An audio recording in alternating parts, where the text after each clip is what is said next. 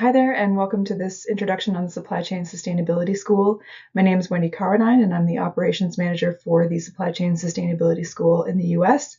And today we're just going to go through a couple brief slides on how you can use the school, what the school is, what we're all about, and hopefully you'll pick up some tips and tricks along the way. So first of all, welcome. So glad that you're here. We're going to cover some very high-level items today, and I hope you find it useful. So really quickly, our mission and vision for the school. Our mission is to enable a sustainable built environment through knowledge and collaboration, collaboration being the operative word. And our vision is an industry where everyone will have the skills and knowledge to deliver a sustainable future. So we're not just talking chief sustainability officers. We want sustainability embedded across all industries throughout your business because it just makes it a lot easier to move forward when you're all moving in the same direction. So in the US, we are thankful for our 6 founding partners. We have Burns & McDonnell, CRH, Fluor, Keller, National Grid, Skanska. They are all paying into partnerships to help the school continue on in the US. And they ensure that the supply chain school is free at the point of use for all of our members. So we're very grateful to them. So you might be sitting here going, okay, well, great. Well, what is the school? Well, that's what we're going to get into right now. So at a very basic level, the Supply Chain School is a learning management system. It's a website where you can log on and you can find out about any kind of sustainability issue that pertains to your business. But at its core, we've got 3 main areas. We've got benchmarking, learning, and reporting. Now, what do I mean by those 3 things? Benchmarking. If you don't know where the gaps in your knowledge are, you can't take steps to address them. So we have a training needs assessment, which is where you can go on, answer a couple of questions about how much you know about different sustainability issues, and then the training needs assessment will help build a learning plan for you to address those gaps. So a very useful tool, and we'll talk about that more in a moment. The learning aspect of it, again, I said this at the beginning, the school is a learning management system. It's a hub where you can access learning in various formats at your own pace in sort of bite-sized chunks or e-learning modules or workshops, however, whatever learning style suits you. We try to tailor to all tastes. So it's got a ton of free resources that are available to you on demand.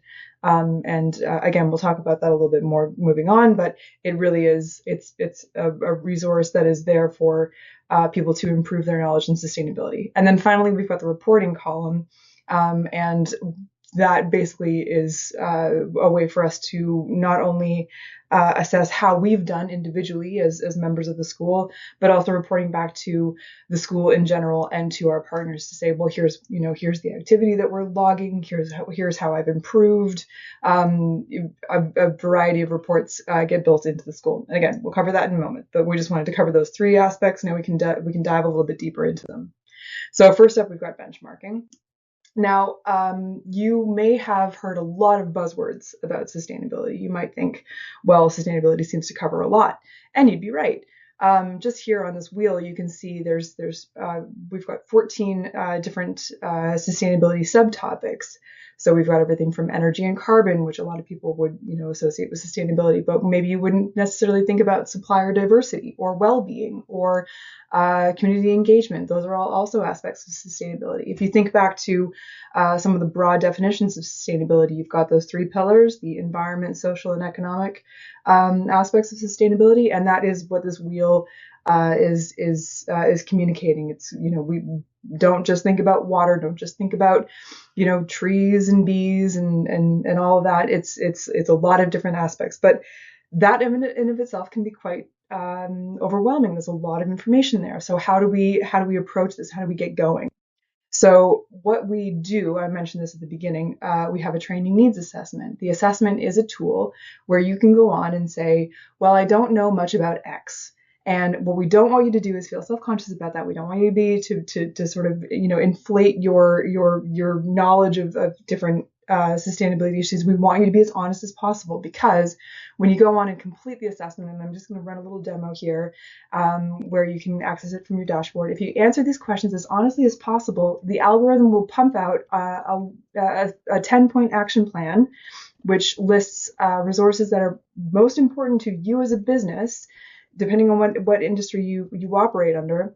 And it'll go, okay, well, you're a demolition expert. You need to know about waste. You need to know about water. You need to know about energy and carbon. You might not necessarily need to know a lot about, let's say, supplier diversity, for example. And that's just an example. But what it will do is it will base what industry you operate in, weigh that against the weighting of the assessment, and it will pump out a 10-point action plan that you can complete in your own time. It's not a timed thing. You can just sort of dip in, dip out. And those resources are there for you that will the school has determined would be the most beneficial for you in this moment. So once you've completed your 10-point action plan, one of the other cool things about the school is it tracks all that data for you. So you've gone on, you've completed your first assessment. What you can see here is a section on your dashboard where it lists, okay, well, here's your benchmark data. Here's how you started. And you can see your scores that you've indicated, for against each of the sustainability topics.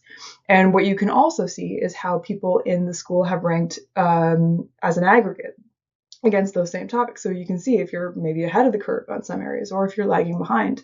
So that's kind of interesting. And you can sort of see, okay, well, this, you can see in my dummy data here, I'm, really, really knowledgeable in human rights, but I'm a little further behind in nature. I don't know much about nature and biodiversity. So my 10-point action plan is going to reflect that. Now, what you can also do is track this over time. So your radar chart will evolve as you complete more and more assessments. And I say that because, you go on and you do your assessment and you get your 10-point action plan. That's not the end of the journey. You want to keep going. So once you've learned a little bit and you feel like you've improved, we would encourage you to go back and reassess and see if you can increase those scores. Now, I should say, if you go on and you reassess and you feel like you're actually ranking yourself lower in some areas, that's also a good thing, because you don't know what you don't know. And if you think, yeah, I know I'm an expert, I know everything about sustainable procurement, I know all of the things, and then you go on and go, oh, hang on a minute, I didn't even know there was an international standard for sustainable procurement, which is ISO 20400. That's good. That's a good thing to realize that you maybe didn't know. So even if you're ranking yourself lower, the score itself is not a reflection of your capability. This is meant to be a maturity matrix. We want you to go on. We want you to reassess. Even if your score goes down, that's also a good thing. So don't feel self-conscious about that. So it's a tool to help you analyze your sustainability maturity against the industry. So I've said it's a maturity index. The more data you put into it, the more data you'll get out of it. So next up, we've got learning. So again, I've mentioned this a couple of times now that the school is a learning management system. So what we have is an online learning library where you can go on and access all of our resources. They are categorized in a variety of ways, so you can access resources based on what format they are. So you might just want 2-minute videos, which we have plenty of. You could go on and complete a half-hour e-learning module. You could look at a website. It's all there in a sort of an easily filterable format. So I would very much recommend that once you have your account, that you go on and have a look around, browse, and see what you can find. You can use the search function if you're looking for something specific. But me personally, I find the filters to be much more useful. I think that it helps when you know what you're looking for, but most of the time, let's be honest, we don't know what we're looking for. We're in there, we're just like, I need to know something about water. So you could say, well, I want something beginner, water related, and I would like a video because I've only got 5 minutes on my lunch break to watch a sustainability short, for example. So something else we do in the school is host a lot of virtual training. So that can take the form of a workshop, a webinar, or a virtual conference. And this slide just gives you a brief breakdown of how they all differ from each other. So webinar can be 30 minutes to an hour. A workshop can be 2 to 4 hours. A virtual conference is usually around 90 minutes to 2 hours. And they're basically meant for different sizes of audiences. So when you've got a webinar, it's something we can do like a lunch and learn where we've got upwards of several hundred people attending. A workshop can be 2 to 4 hours, and they're for a much smaller audience. It's where we get involved, we get interactive, we answer questions. So that's really great. And then virtual conferences. Some of you may have been to our launch event. Some of you might be attending our embodied carbon event that's happening later in June. And they are just different ways of us providing virtual training. The webinars themselves, we host upwards of 50 of them every year, and we get experts from different topics across the country, from different parts of the industry. They're really great. And the webinars, if they are public, I should make that distinction, if they're public, they can be accessed on our on-demand learning page, which is available from the main menu. If it is a private workshop, which partners do have, that's one of their benefits, they can host private workshops. Those are not recorded. So just wanted to make that distinction. Okay, and finally, we're going to talk about reporting, which is the third pillar. So individual members within the school have access to a personal dashboard, which, like I mentioned before, tracks your data on your assessments. But there's also a tile a little further down. If I scroll, you can see what activity I've completed in the school. So that's all the resources that I've accessed, any of the events I've attended. I can see what type of resources I've accessed, any scores I've received from e-learning modules. I can also access my outstanding learning plans if I haven't finished them. I can also access any archived learning plans, so I can see anything that I've already finished and closed. I can go back to it. And finally, I can see any certificates that I've achieved. So if I've completed an e-learning module or attended an event, I will receive a certificate of completion with the name of the resource and the date that I completed it on. So I can go back and download a PDF, send it to a client, send it to my boss, whatever I want to do with it. It's there and it's accessible from my dashboard. So that covers the individual level, but on the company level, what I can do is toggle to my company dashboard. And I'm going to show you how to do that now. So you can see my little bubble here. It's transferred me over to my company dashboard. You'll see a lot of the same data, but it's aggregated for everyone in my account. So if I have colleagues, they've joined, they can access the same dashboard, and all of our data gets saved in one place. So I can see an aggregate of our assessments, our learning plans, how much activity we've completed, and I can even drill down and see what my colleagues are up to if I have admin access. So that's just something that's an additional benefit if you are linked up with your colleagues. And again, I'll cover that again at the end once we're ready to create our accounts.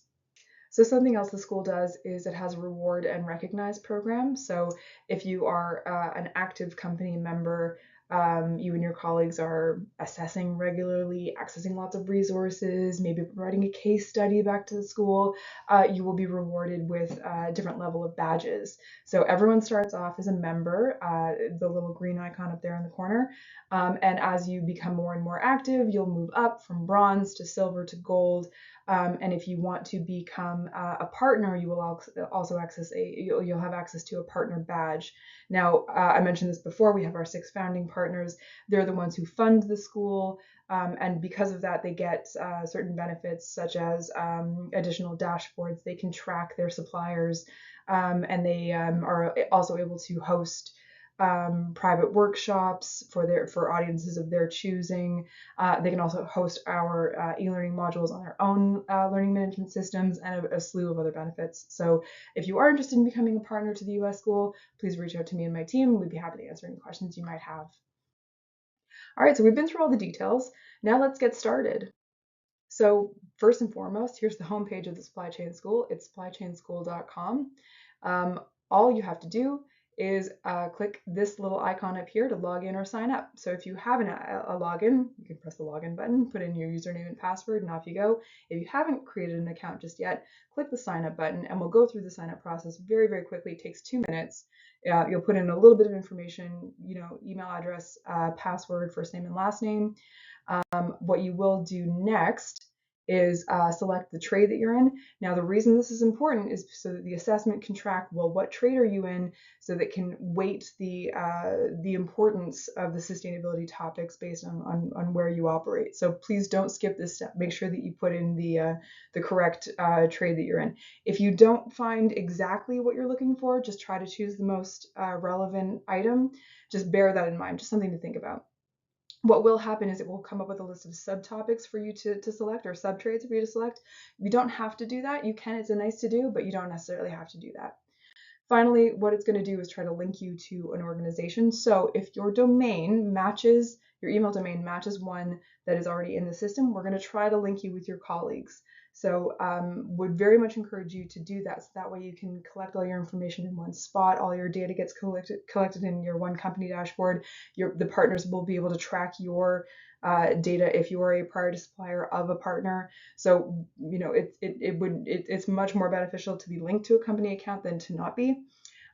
If your domain does not get immediately caught by the system to say like, oh, you are a CRH user, or you're from Fleur, or you're from Burns and McDonnell, you can use the search function, and if you just start typing, it'll automatically populate with the company that it thinks that you're trying to type. And then you can request to join that company, and an admin from that company account will either approve or reject you, and then you're going to be linked to your company account. Now, if you don't get accepted right away, don't worry. You as soon as this process is done, as soon as you've either clicked join company or no thank you, it will take you directly to your partner, your individual dashboard, and you can get started right away. And just as a side note, I would very much encourage you to start by completing an assessment, and that is from the button right here at the very top of your dashboard. It's a great place to get going because, well, one, you can start with your benchmarking data, and two, it will provide you with a 10-point action plan, which is just a very, very straightforward, easy way to get going, easy way to start your supply chain school journey. And it gets you to start accessing some of our resources. So it starts to fill in the data in your dashboard. That is everything from me. I want to say thank you for seeing this through to the end. If you do have any questions, here's all of my information. If you do feel like reaching out, if you have any problems, please, all you have to do is drop me an email or give me a call, and I'd be happy to help you. So thanks again. I hope you all have a wonderful day, and hope to see you in the school soon.